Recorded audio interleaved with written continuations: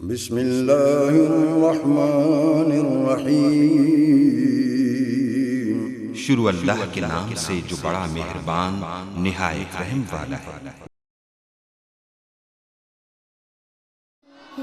رب کو پیارے رب راضی ہے نانتے، ان رب کو پیارے رب راضی ہے نانتے، ایوین پیر چوم دے اسی اللہ والیاں دے، ان رب کو پیارے رب راضی ہے ناتے، ایوین پیر چوم دے اسی اللہ والیاں دے، ان رب کو پیارے خالق دی کل خدائی اے اناد بادشاہی، خالق دی کل خدائی اے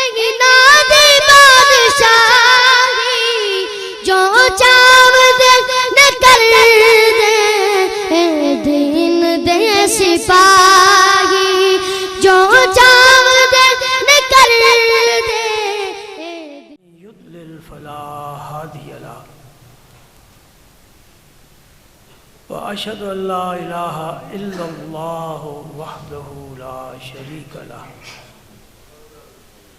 وأشهد أن سيدنا ومولانا محمدًا عبده ورسوله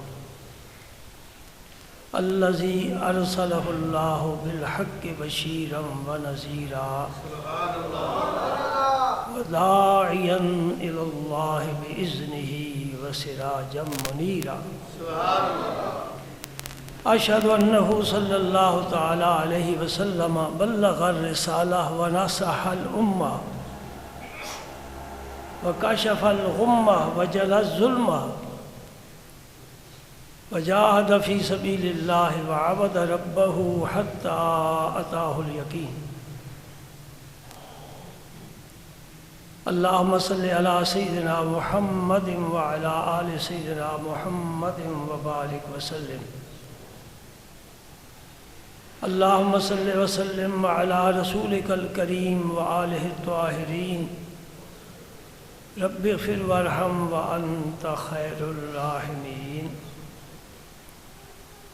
اما بعد فاعوذ باللہ من الشیطان الرجیم، بسم اللہ الرحمن الرحیم۔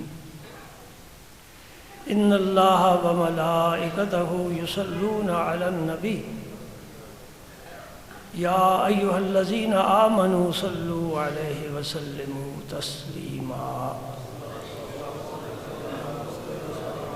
اللہم صل وسلم علی رسولک الکریم وآلہ الطاہرین، رب اغفر وارحم وانت خیر الراحمین۔ اللہم صل وسلم علی رسولک الکریم وآلہ الطاہرین، رب اغفر وارحم وانت خیر الراحمین۔ اللہم صل وسلم علی رسولک الکریم وآلہ الطاہرین، رب اغفر وارحم وانت خیر الراحمین۔ موضوع چھیڑا ہے محبت کا۔ کس کی محبت؟ اللہ وحدہ لا شریک کی محبت۔ اللہ کی وجہ سے اس کے حبیب کریم رؤوف الرحیم رحمت للعالمین خاتم النبیین سید المرسلین امام الاولین والآخرین قائد الغر المحجلین صلی اللہ علیہ وآلہ وسلم کی محبت۔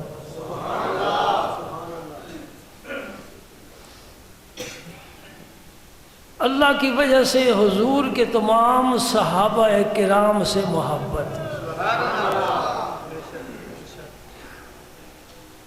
اللہ کی وجہ سے حضور کی امت کے تمام اولیاء کرام سے محبت۔ عوام الناس میں سے ہر شخص کلمہ پڑھنے والا دوسرے کلمہ پڑھنے والے سے محبت کرے، قرآن پاک سے محبت، دین اسلام سے محبت، کعبۃ اللہ سے محبت، مدینہ منورہ سے محبت، یہ ہمارے فرائض زندگی ہیں۔ آج جو حدیث پاک میں آپ کے سامنے پیش کرنا چاہتا ہوں یہ بھی محبت کے متعلق ہے، اور یہ ایک ایسی حدیث ہے کہ حضرت انس رضی اللہ تعالیٰ عنہ جو حدیث کے راوی ہیں وہ فرماتے ہیں کہ اس دن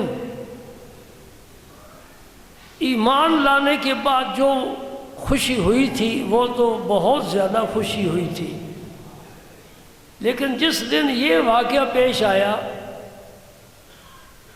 یہ ایمان لانے کے بعد بہت زیادہ خوشی کا موقع تھا۔ تمام صحابہ بڑے مسرور ہوئے، بڑے محظوظ ہوئے۔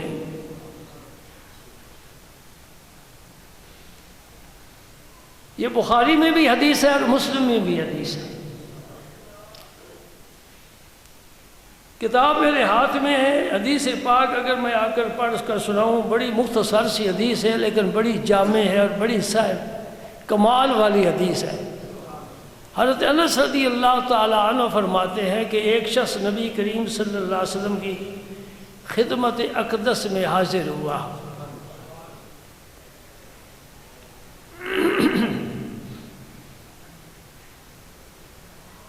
قال یا رسول اللہ صلی اللہ علیہ وسلم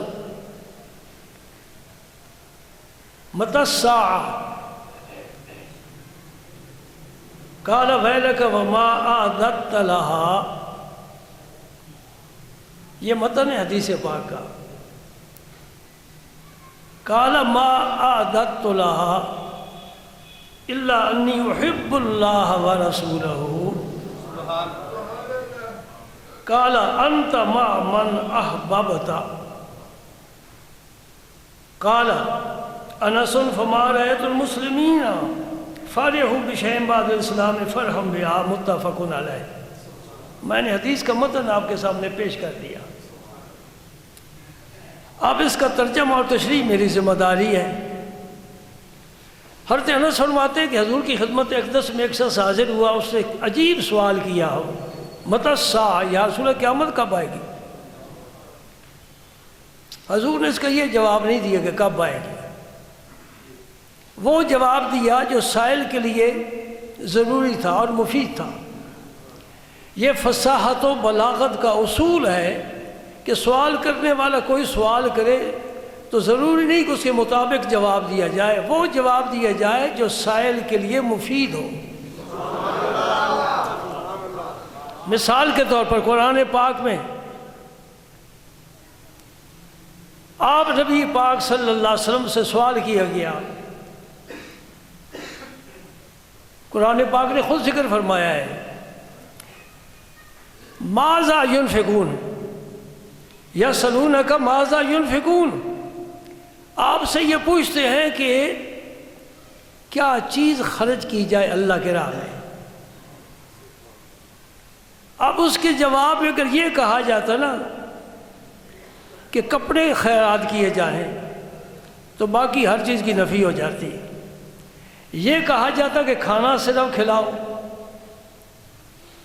تو مسافر کو کھانے کی ضرورت نہ ہو، اسے سواری کی ضرورت ہو، اس کی نفی ہو گئی۔ تو فصاحت و بلاغت کا یہ اصول ہے کہ سائل کو وہ جواب دو جو اس کے لیے مفید ہو، اس لیے اس کا جواب یہ دیا یسألونک ماذا ينفقون قل العفو۔ بڑا جامع جواب اللہ نے دے دیا۔ میرے حبیب آپ سے پوچھتے ہیں کہ کیا خرچ کریں، آپ فرما دو ضرورت سے جو زائد چیزیں سب ہی خرچ کریں۔ سمجھ گئے آپ؟ یہ قرآن پاک کا کیا سا پیارا انداز ہے. قُلِ الْعَفْوَ، عفو کہتے ہیں فالتو فضول چیز کو، جو تمہارے استعمال کی چیز نہیں ہے وہ اللہ کے راہ میں خرچ کرو، گھر نہ رکھو، سٹور بنانے کی کوئی ضرورت نہیں ہے. یسألونک عن الأہلہ، یہ چاند گھٹتا بڑھتا کیوں ہے؟ کبھی چھوٹا ہوتا ہے، کبھی بڑا ہو جاتا ہے، کبھی کھجور کی شاخ کی طرح ہوتا ہے، کبھی مکمل ہو جاتا ہے. یسألونک عن الأہلہ، یا رسول آپ سے یہ سوال کرتے ہیں کہ چاند گھٹتا بڑھتا کیوں ہے. یہ تو ایک سائنس پڑھنے والا چھٹی کا طالب علم بھی جواب دے سکتا ہے نا. یہ مفید نہیں ہے سائل کے لیے. چاند کا گھٹنا بڑھنا بتایا جائے، یہ سائل کے لیے مفید نہیں ہے. مفید کیا ہے؟ یا رسول آپ فرما دو یہ چاند کا گھٹنا بڑھنا یہ تمہیں وقت بتاتا ہے، چاند کا گھٹنا بڑھنا تاریخ بتاتا ہے. اس کے ذریعے ہم اسلامی تہوار منا سکتے ہیں. حج کب ہوگا؟ 9 ذوالحج کو. چاند گھٹے بڑھے گا تو تاریخیں بدلے گی. عید کب ہوگی؟ جب چاند طلوع ہوگا. قربانی کی عید کب ہوگی؟ جب چاند اس مقام پر ہوگا، یعنی 10 تاریخ کو. تو تمہارے لیے یہ مفید ہے. اب آئیے حدیث پاک کی طرف. متی الساعہ، یا رسول اللہ قیامت کب ہو گئی؟ آپ نے فرمایا ما اعددت لہا، تو نے قیامت کے لیے تیار کیا کیا ہے جو قیامت کے دن تیرے کام آئے. مجھے یہ بتا قیامت کی تیاری کیا کی ہے. صحابی نے بڑا پیارا جواب دیا. عرض کرتے ہیں ما اعددت لہا، یا رسول کوئی تیاری نہیں کی. یہاں وہ مسئلہ میں آپ بتا دوں تو میرے خیال آپ کے لیے بڑا مفید ہوگا کہ صحابی نے اپنی زندگی بھر کے اعمال پر نظر نہیں رکھی، نفی کی ہے. یا رسول کچھ بھی میرے پاس تو نہیں ہے. یہ نہیں کہا کہ میں نے یہ حج کیا ہے، میں نمازیں پڑھتا ہوں با جماعت اور آپ کے پیچھے پڑھتا ہوں، مسجد نبوی میں پڑھتا ہوں، میں نے حضور کے ساتھ جہاد کیے ہیں. نہیں، ما اعددت لہا، یا اللہ یا رسول اللہ میں نے قیامت کے لیے کوئی تیاری نہیں کی. ایک بڑا قیمتی ہیرا تھا، اس کا ذکر کیا. انی احب اللہ و رسولہ، میں اللہ سے بھی پیار کرتا ہوں، اللہ کے رسول سے بھی پیار کرتا ہوں. بس یہ میرے پاس مختصر سی پونجی ہے. اللہ سے پیار کرتا ہوں، اللہ کے رسول سے بھی پیار کرتا ہوں. محبت کا بیان ٹھیک ہو گیا نا. اللہ سے محبت کرتا ہوں، اللہ کے رسول سے محبت کرتا ہوں. میرے نبی نے یہ نہ فرمایا کہ دلیل پیش کر، وہ دلیل نبی کے سامنے تھی، یہ دل کی بات تھی، کہہ دی. میرے پاک پیغمبر نے ایسا تحفہ عطا فرمایا کہ کسی عبادت پر تحفہ نہیں. فرمایا انت ما من احببتا، جس سے پیار کرتا ہے قیامت کے ساتھ اس دن ہوگا. جس سے پیار کرتا ہے قیامت کے دن اس کے ساتھ ہوگا. اللہ سے پیار کرتا ہے، اللہ کے نبی سے پیار کرتا ہے تو قیامت کے دن اللہ کے نبی کے. اب جنت دوزخ کی فکر ختم ہو گئی. اب جنت دوزخ کی تلاش اور فکر ختم ہو گئی. اللہ پاک کا نبی تو وہاں جائے گا جہاں اللہ کی نعمتیں ہیں، جو ساتھ ہوگا وہ بھی وہیں جائے گا. صحابہ کرام اس بات کو پسند کرتے تھے کہ نبی پاک کی رفاقت ہمیں حاصل ہو، حضور کی سنگت ہمیں حاصل ہو. گزشتہ جمعے آپ نے ایک حدیث سنی ہے نا، جس صحابی سے حضور نے فرمایا تھا سل، مانگ کیا مانگتا ہے؟ اس نے کیا مانگا؟ اسالو کا مرافقت کا فی الجنہ، یا رسول اللہ جنت میں مجھے آپ کی رفاقت اور صحبت اور سنگت چاہیے. یہی سوال کیا نا. تو میں نے اس حدیث پاک سے یہ مسئلہ سمجھا کہ محبت ایک ایسا جوہر ہے جو ناقص کو کامل بنا دیتا ہے، عزت عطا کرتا ہے. جو عزت سے معروم ہو محبت مل جائے، عزت مل جاتی ہے. اور سچی بات کہہ دوں کہ محبت ہی فاتح عالم ہے. اس جہان کو فتح کرنے والی چیز کیا ہے؟ تلوار سے نہیں میدان فتح ہوتے، تلوار سے دلوں کو مسخر نہیں کیا جا سکتا۔ محبت کا ایک میٹھا بول بول دو، ہمیشہ کے لیے تمہارا ہو گیا۔ ایک آپ نے واقعہ سنا ہوا ہے، وہ سارا واقعہ تو میں دہرا نہیں سکتا، اتنی وقت میں گنجائش نہیں۔ خیبر کیسے فتح ہوا؟ ایک قلعہ ہے، خیبر ایک مقام ہے، مدینہ پاک میں اکثریت یہودیوں کی تھی۔ جب حضور تشریف لائے فرمائے شہر خالی کرو، پاک کرو، نکل جاؤ یہاں سے۔ یہودیوں کو نکال دیا۔ ہے نا ایمان کی ایمانی قوت صحابہ کرام میں، شہر خالی کرا دیا۔ آج فلسطین میں مسلمانوں کے لیے سوالیہ نشان ہے، وہی یہودی ہیں جو اتنا ظلم کر رہے ہیں کہ جس برداشت نہیں کیا جا سکتا، ایمانی قوت نہیں ہے۔ یہودیوں نے خیبر میں جا کر اپنے قلعے بنا لیے، وہاں رہائش رکھ لی، آبادیاں بنا لی۔ نبی پاک صلی اللہ علیہ وسلم کو اللہ کا حکم ہوا کہ خیبر بھی فتح کرو۔ آپ تشریف لے گئے خیبر کے مقام پر، حضور کی فوج نے ڈیرا ڈال دیا، چھوٹے چھوٹے قلعے فتح ہو گئے۔ ایک بڑا سخت قلعہ تھا، بڑا مضبوط قلعہ، وہ نہیں فتح ہو رہا۔ نبی کریم صلی اللہ علیہ وسلم نے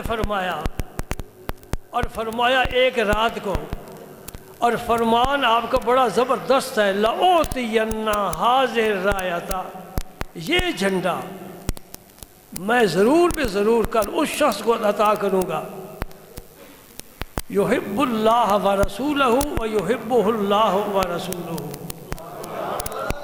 وہ اللہ سے پیار کرتا ہوگا، اللہ کے رسول سے پیار کرتا ہوگا، اللہ اور اللہ کا رسول اس سے محبت کرتے ہوں گے، ایسے شخص کو دوں گا۔ اب آپ خود اندازہ کر لیں کہ صحابہ کی رات کیسے گزری ہوگی، تڑپتے ہوئے، اور اس بخت کو حاصل کرنے کے لیے دعائیں کرتے ہوئے کہ یا اللہ یہ جھنڈا ہمیں ملے، یہ اعزاز ہمیں ملے۔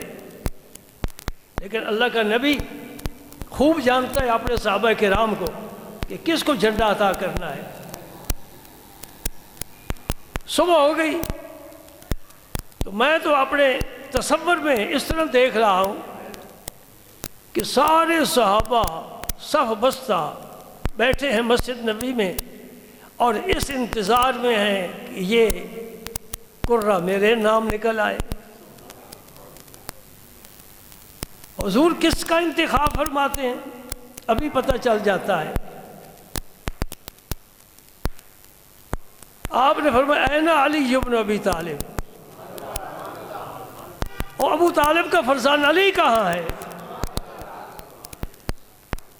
آپ کی آنکھیں دکھتی تھیں، بچپن سے آپ کو یہ عارضہ تھا، تو ظاہر علاج تو کرتے کراتے ہوں گے نا۔ حضور نے علی کو طلب فرمایا، علی سامنے آ جاؤ۔ یا رسول میری آنکھیں دکھتی ہیں، میں کیا علاج ہونا چاہیے؟ لعاب دہن لگا دیا۔ حضور نے اپنا لعاب دہن لگا دیا، اور زندگی بھر حضرت علی المرتضیٰ کی پھر آنکھ میں تکلیف نہیں۔ ایک تحفہ تو حضور نے یہ عطا فرمایا، علی اپنی آنکھیں دکھی، نبی کا لعاب دہن لگ گیا۔ شفا دینے والا کہہ دو نا، شفا دینے والا۔ ہمیں لوگوں نے سمجھا نہیں ہے۔ ان یمسسک اللہ بضر فلا کاشف لہ الا ہو، قرآن کہتا ہے، اور قرآن پر ہمارا ایمان ہے، اور قرآن ہی ہمیں عقیدہ عطا کرتا ہے۔ وہ غلط لوگ ہیں جو عقیدہ بنا کر قرآن کی سیر کرتے ہیں، نہیں، پہلے قرآن پڑھ پھر عقیدہ بنا۔ عقیدہ بنا کر قرآن و حدیث کا مطالعہ نہیں کرنا چاہیے کہ میرے موافق کون سی آیت ہے، میرے موافق کون سی حدیث ہے، نہیں، پہلے قرآن پڑھ، پہلے حدیث پڑھ، اس کی گہرائی میں اتر جا، پھر موتی نکال کہ یہ میرا عقیدہ ہے۔ الحمدللہ ہمارے مشائخ کی یہی زندگی کی ساری کہانی ہے کہ وہ قرآن و حدیث کا مطالعہ کرتے ہیں اور پھر کہتے ہیں یہ ہمارا عقیدہ قرآن سے نکلا ہے۔ شفا دینے والا کون؟ بیماری بھی ادھر سے آتی ہے، لیکن ہم یہ نہیں کہیں گے کہ بیماری دینے والا بھی اللہ ہے، نہیں، یہ بے ادبی کے لفظ ہے۔ حضرت ابراہیم علیہ السلام نے فرمایا وَإِذَا مَرِضْتُ يَشْفِينِ، ذرا سوچنا میرے دوستو، بیماری بھی ادھر سے آتی ہے جدھر سے شفا آتی ہے۔ ابراہیم علیہ السلام کیا فرما رہے ہیں؟ فرماتے ہیں جب میں بیمار ہوتا ہوں وہ شفا دیتا ہے، یہ نہیں فرمایا جب وہ مجھے بیمار کرتا ہے پھر وہ مجھے شفا دیتا ہے۔ اللہ بیمار کرتا ہے، کوئی شک نہیں، لیکن ادب کا تقاضا یہ ہے کہ ہم یوں کہیں میں بیمار ہوا میرے رب نے مجھے شفا عطا فرمایا، سمجھے نا؟ نبی کریم صلی اللہ علیہ وسلم نے اپنا جھنڈا عطا فرمایا حضرت علی المرتضیٰ کو، اور قربان جاؤں جھنڈا بھی میرے نبی نے خود باندھا ہے اپنے دست مبارک سے۔ اتنے صحابہ بیٹھے، کسی کو فرما دے جھنڈا باندھ دو، یہ بھی دین کی خدمت ہے، یہ بھی اسلام سے پیار ہے۔ فرمایا جاؤ۔ مختصر بات کرتا ہوں، خیبر فتح ہوا نا، آپ نے سنا ہوا ہے، حضرت علی المرتضیٰ نے، شیر خدا نے، حیدر کرار نے ایک ہاتھ سے خیبر کا دروازہ، قلعے کا دروازہ، عام دروازہ نہیں، قلعے کا دروازہ ایک ہاتھ سے اٹھایا تھا۔ خیبر فتح ہوا نا، کس نے خیبر کو فتح کیا؟ محبت نے، یہ صحیح جواب ہے۔ خیبر کو فتح کس نے کیا؟ محبت۔ کس کی محبت؟ اللہ اور اللہ کے رسول کی محبت۔ پتہ چل گیا یہ دل کبھی قلعہ فتح کرنا ہے تو اللہ کے اور اللہ کے رسول کی محبت ہوگی تو فتح ہوگا، نہیں یہاں بت خانہ بنا رہے گا اور ہم پوجا کرتے رہیں گے۔ میت کی بات میں عرض کرتا ہوں، حضور کے ایک صحابی تھے، ثوبان ان کا اسم مبارک تھا، صحابی بھی تھے اور غلام بھی تھے، خدمت کیا کرتے تھے۔ کیا نام ہے جی؟ ثوبان، سے کے ساتھ، جس کے 3 نقطے ہوتے ہیں، قاری لوگ سا کہتے ہیں، ہم اردو وخان سے کہتے ہیں، بے تے سے، یہ کہتے ہیں با تا سا، تلفظ ہے نا قرآن پاک کا، یہ قرآن پاک کا تلفظ ہے۔ ایک دن آئے حضور کی مجلس میں آ کر بیٹھ گئے، آج تو نہیں بیٹھے، روزمرہ کا معمول تھا۔ حضور نے دیکھا ان کا چہرہ اترا ہوا ہے، آج رنگ وہ پہلا نہیں ہے، اداس اداس سے محسوس ہو رہے ہیں۔ فرمایا ثوبان کیا بات ہے؟ نبی چہرے بھی دیکھتا ہے، نبی اپنے غلاموں کے دل بھی دیکھتا ہے، اس کے دل میں کیا ہے؟ میرے پاس شواہد موجود ہیں حدیث پاک کے، لیکن وقت اور موضوع کا تقاضا نہیں ہے کہ میں وہ بیان کروں۔ نبی کریم صلی اللہ علیہ وسلم نے دلوں کا بھی مطالعہ کیا ہے، کبھی پھر سے انشاءاللہ۔ حضرت ثوبان عرض کرتے ہیں یا رسول اللہ آج مجھے خیال آیا ہے، اس نے مجھے پریشان کر دیا ہے۔ کیا خیال آیا ہے؟ حضور ہم یہاں ہوتے ہیں، کام کاج بھی کرتے ہیں، اور جب آنکھیں پیاسی ہوتی ہیں آپ کی مجلس شریف میں آ کر آپ کا دیدار کر لیتے ہیں، یہ سارا بیان ہی محبت کا ہے۔ اور میں نے آج یہ سوچا کہ حضور تو تشریف لے جائیں گے جنت کے اعلیٰ مقام پر، پتہ نہیں ہمیں کہاں جگہ ملے گی جنت میں، یہ تو یقین ہے نا ملے گی۔ صحابہ مایوس نہیں تھے، ویسے خوف الہی کا کبھی غلبہ ہوتا تھا تو دھاڑے مار کر روتے تھے، وہ الگ بات ہے۔ ابو بکر صدیق نے ایک پرندے کو دیکھا جو اس ٹہنی سے اڑتا ہے، اس پر بیٹھتا ہے، چہچہاتا ہے، بڑا خوش و خرم ہے، فرماتے کاش میں یہ پرندہ ہوتا تاکہ مجھ سے حساب کتاب نہ لیا جاتا ہے۔ یہ خوف الہی ہے، حضور کی بشارتیں برحق ہیں، ابو بکر فی الجنہ، عمر فی الجنہ، لیکن خوف الہی غالب ہے۔ حضرت عمر فاروق کا قول میں اکثر ساتھی کو سناتا ہوں، آپ فرماتے اگر قیامت کے دن یہ اعلان کرنے والا اعلان کرے کہ سوائے ایک آدمی کے سارے جنتی ہیں، تو وہ ایک آدمی تو دوزخی ہوا، میں سمجھوں گا وہ میں ہی ہوں۔ توجہ۔ اور اگر یہ اعلان ہو ایک آدمی کے علاوہ سارے اہل معاشرت دوزخی ہیں، ایک جنتی ہے، میں اللہ تعالیٰ کی رحمت سے امید کروں گا وہ عمر ہی ہوگا۔ خوف بھی ہو، امید بھی ہو، ان دونوں کے درمیان ایمان ہے۔ الایمان بین الخوف والرجاء، بالکل اللہ تعالیٰ کی رحمتوں پر بھروسہ کر لینا، کوئی بات نہیں جی جو مرضی ہے کرتے رہو، اللہ غفور الرحیم ہے، بخش دے گا۔ بھائی کوئی شک نہیں وہ غفور الرحیم ہے، لیکن اس کا قانون بھی تو ہے نا، یہ قانون ہے۔ باقی بخشنا چاہے شیطان کو بھی بخش سکتا ہے، کون ہے اس کے راستے میں رکاوٹ ڈالنے والا؟ سبحان اللہ۔ حضور محبوب الہی خواجہ نظام الدین اولیاء رضی اللہ تعالیٰ عنہ نے فرمایا، اگر اللہ تعالیٰ ساری مخلوق کو دوزخ میں ڈال دے پھر بھی عدل ہی ہے، ظلم نہیں ہے۔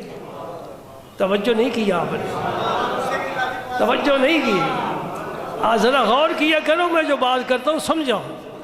فرماتے ساری مخلوق کو رب، نیکوکاروں کو، صوفیوں کو، مولویوں کو، عالموں کو، سب پرہیزگاروں کو رب اگر دوزخ میں ڈال دے تو یہ ظلم نہیں ہے، یہ بھی عدل ہے، اس لیے کہ خدا کا ملک ہے، اپنے ملک میں جس طرح کوئی چاہے تصرف کرے۔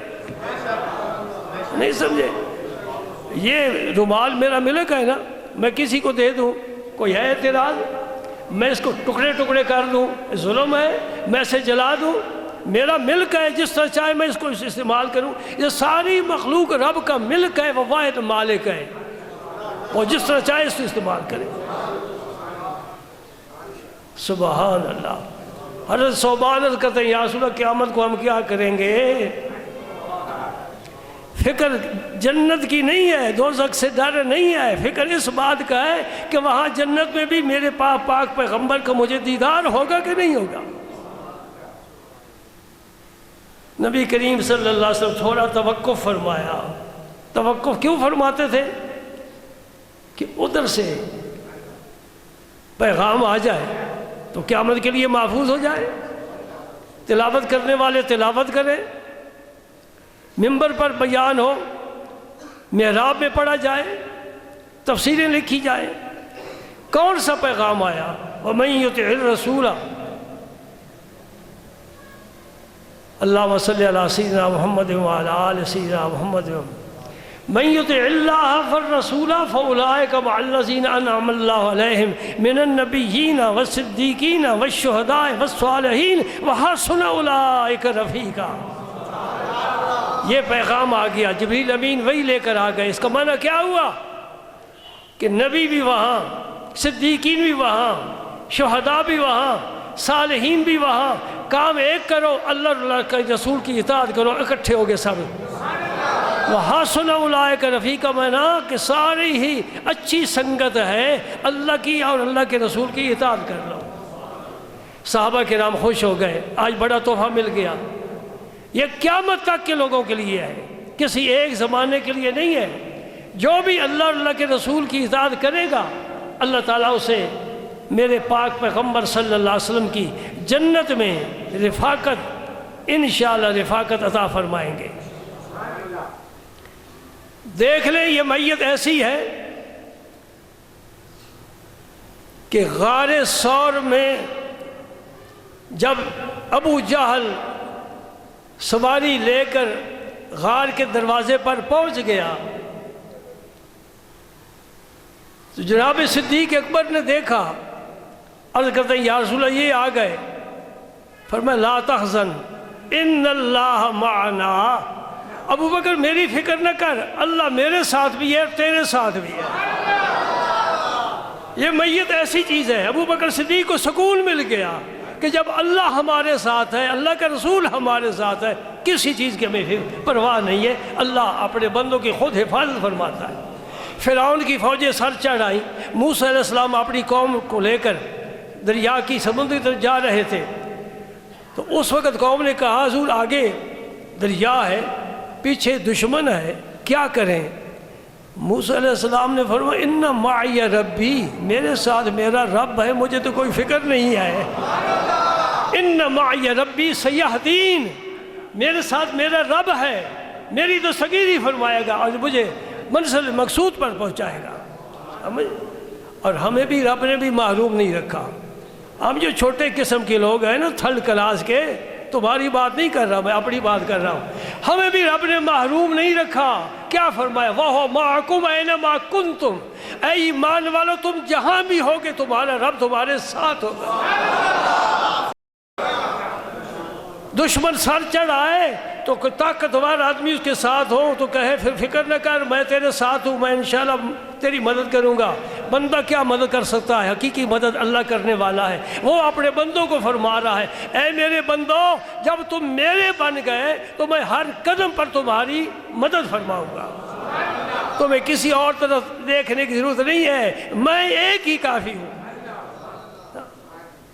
اہل سنت والجماعت کے لیے میں ایک فکرہ بول رہا ہوں قرآن پاک کا، توجہ سے سننا۔ الیس اللہ بکاف عبدا، اللہ پاک خود فرما رہا ہے، کیا میں اپنے بندے کو کافی نہیں ہوں؟ بتاؤ مجھے، اللہ کافی نہیں ہے تاکہ اور ہم بھرتی کریں؟ جب اللہ کافی ہے تو کسی اور کی طرف دیکھنے کی ضرورت نہیں۔ اس میں ایک اور بھی نکتہ ہے، وہ معکم اینما کنتم، اس کا معنی یہ ہے کہ تم جہاں بھی ہو، بند کمرے میں ہو، تم جو بھی کر رہے ہو اللہ تیرے ساتھ ہے، دیکھ رہا ہے، ذرا ہوش سے کام لینا۔ یہی وہ فکرہ تھا جس نے مصر کے 7 کمروں کے اندر، مکفل کمروں کے اندر پیغمبر کے بیٹے کی حفاظت فرمائی ہے، اور انہوں نے دیکھا کہ زلیخا نے اپنے بت پر کپڑا ڈالا، چونکہ نیت اچھی نہیں تھی نا کہ میں بت کے سامنے تو یہ کام نہ کروں۔ یوسف علیہ السلام نے پوچھا کہ اس پر کپڑا کیوں ڈالا ہے؟ زلیخا نے کہا تھا کہ میں اس کے سامنے، یہ میرا معبود ہے، میں اسے سجدے کرتی ہوں، اس سے حاجتیں مانگتی ہوں، پتھر ہے۔ عقل کی مت ماری گئی، اپنے ہاتھوں سے گھڑ کر اس کے سامنے سر بسجود ہو رہی، اپنے ہاتھوں سے بنا کر اس سے مدد مانگ رہی ہے۔ قرآن کہتا ہے مکھی بیٹھ جائے وہ تو مکھی نہیں اڑا سکتے۔ ہائے ہائے، ہمارے ساتھ بھی بڑی بے رحمی سے سلوک کیا گیا۔ یہی آیت جس کا میں ترجمہ پیش کر رہا ہوں، یہ ولیوں کے بارے میں اب پڑھی جاتی ہے کہ جن قبروں پر تم جاتے ہو وہ تو مکھی بھی نہیں اڑا سکتے۔ یہ آیت اصل بتوں کے بارے میں آئی تھی، انہوں نے ولیوں کے مزارات کو بھی بت ہی بنا دیا ہے۔ نہیں، ولی اللہ کا مزار شاعر اللہ ہے۔ کیا لفظ میں نے استعمال کیا ہے؟ ولی اللہ کا مزار شاعر اللہ ہے۔ شاعر اللہ کسے کہتے ہیں؟ جس کی نسبت اللہ پاک کی طرف ہو، یہ ولی اللہ ہے، وہ رسول اللہ ہے، اور وہ ایک من دون اللہ ہے۔ یہ تمیز کرنا پڑے گی، من دون اللہ بت ہیں، ولی اللہ اللہ کا دوست ہے۔ اللہ پاک فرماتا ہے میں جب اپنے بندے سے پیار کرتا ہوں یعنی ولی بنا لیتا ہوں، کنت سمع الذی یسمع بہا، میں اس کے کان بن جاتا ہوں، وہ اپنے کانوں سے نہیں میرے کانوں سے سنتا ہے۔ وبصر الذی یبصر بہا، اور پھر میں اس کی آنکھیں بن جاتا ہوں، میرے نور سے وہ دیکھتا ہے۔ آپ اس کو مانتے ہیں؟ مانتے ہیں؟ اور میں اس کے ید التی یبطش بہا، میں اس کے ہاتھ بن جاتا ہوں، جس ہاتھوں سے وہ پکڑتا ہے اس میں قوت میری ہوتی ہے، ہاتھ میرے بندے کے ہوتے ہیں۔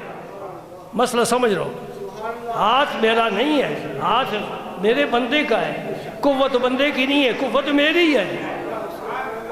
قرآن سے کچھ پیش کروں؟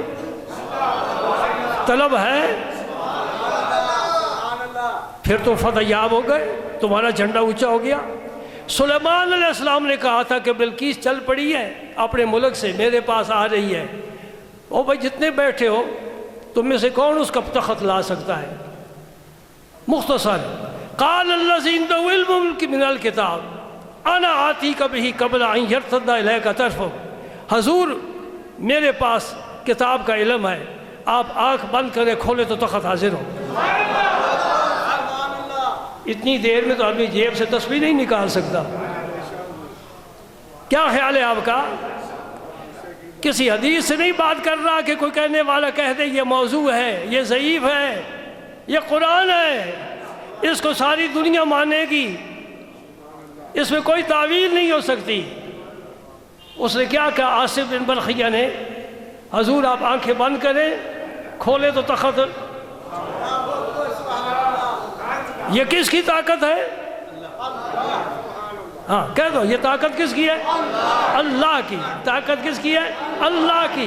اللہ اپنی طاقت ایک بندے کے ہاتھ پر ظاہر فرمانا چاہتا ہے۔ اللہ اپنی طاقت ایک بندے کے ہاتھ پر ظاہر فرمانا چاہتا ہے۔ ظاہر ہو گئی، تخت آ گیا۔ فلما رآہ مستقر عندہ، دیکھا یہ تخت آ گیا۔ کوئی تخت بھی چھوٹا سا نہیں ہے، اتنے دور سے لانا بھی تو کام ہے نا۔ اس لیے میں نے کہا طاقت میرے رب کی ہوتی ہے اور جس سے کام کرانا چاہے۔ یہ تو سنیں نا، لم تر کیف فعل ربک باصحاب الفیل۔ وہ اصحاب فیل کون تھے؟ اور وہ اوپر سے ایٹم بم گرانے والے کون تھے؟ جی دیکھیں نا آپ نے ابابیل، چھوٹے چھے پرندے، منہ میں کنکری، پنجے میں کنکری، کتنی بڑی کنکری، اس میں کتنا بارود تھا۔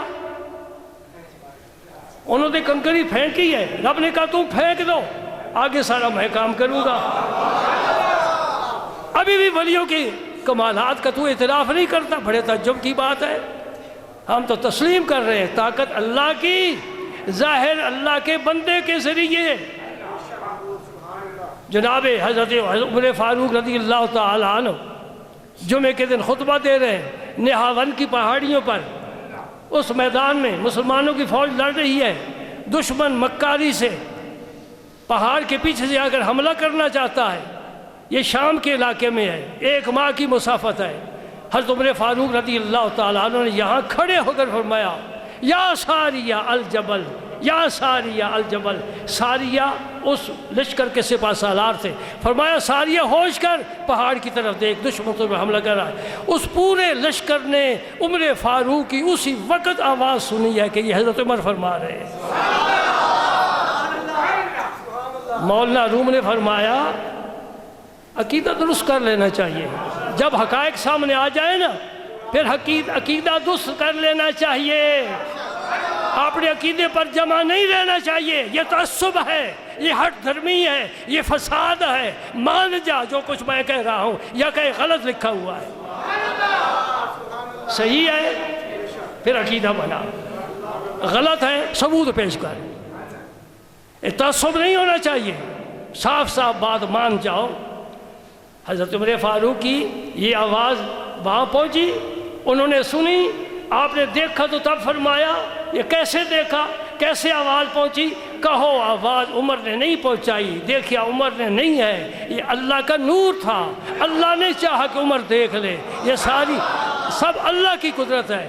میں مولانا روم کا کلام پیش کرنے لگا ہوں۔ یہ وہ مثنوی ہے جس کے علماء دیوبند کے پیر و مرشد حاجی امداد اللہ مہاجر مکی رحمۃ اللہ علیہ درس دیا کرتے تھے۔ یہ مثنوی نے خراج تحسین علماء سے حاصل کیا ہے۔ مولانا روم فرماتے ہیں گفتہ ہو گفتہ اللہ بود، گفتہ ہو، او سے مراد اللہ کا ولی ہے، گفتہ ہو گفتہ اللہ بود، گرچہ از حلقوم عبد اللہ بود۔ اگرچہ بندے کی حلق سے بات نکلتی ہے، بندے کی زبان ہوتی ہے، لیکن وہ بات اللہ کی ہوتی ہے۔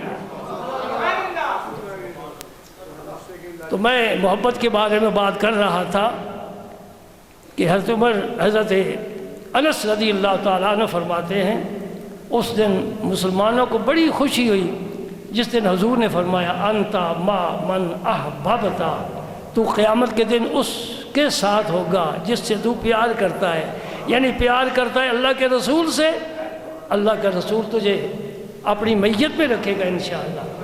اور یہ سبق دے دیا قرآن پاک نے پوری انسانیت کو، من یطع اللہ والرسول فاولئک مع الذین انعم اللہ علیہم من النبیین والصدیقین والشہداء والصالحین۔ یہ 4 طبقے ہیں انعام یافتہ، انبیاء کرام، ان کے بعد صدیقین کا مقام، ان کے بعد شہداء، ان کے بعد صالحین یعنی اولیاء امت۔ فرمایا وحسن اولئک رفیقا، بہت اچھی سنگت ہے یہ بہت اچھی سنگت ہے۔ دعا کریں اللہ تعالیٰ اس پاک گروہ میں، ان کے غلاموں میں، ان کے نام لیواؤں میں، ان سے محبت کرنے والوں میں اللہ تعالیٰ ہمیں بھی شامل فرما لے۔ وآخر دعوانا